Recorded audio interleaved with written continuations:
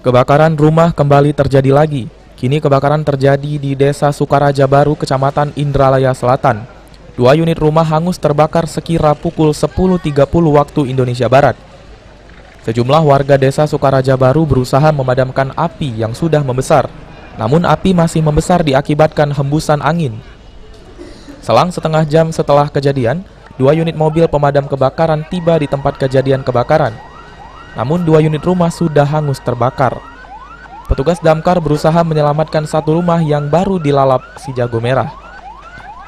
Menurut Yudi, tetangga korban kebakaran, diketahui bahwa dari 2 unit rumah berjenis panggung ini, salah satunya merupakan rumah milik orang tua mantan Ketua DPRD Ogan Ilir, Ahmad Yani. Namun rumah ini ditunggui oleh anaknya yang lain.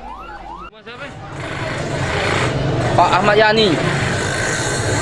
Ahmad Yani? Oh.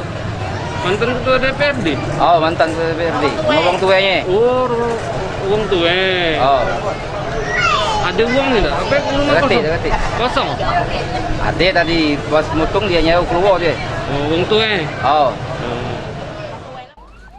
Kasat Reskrim Polres Ogan Ilir, AKP Robi Sugara membenarkan telah terjadi kebakaran rumah di Desa Sukaraja Baru, Indralaya Selatan.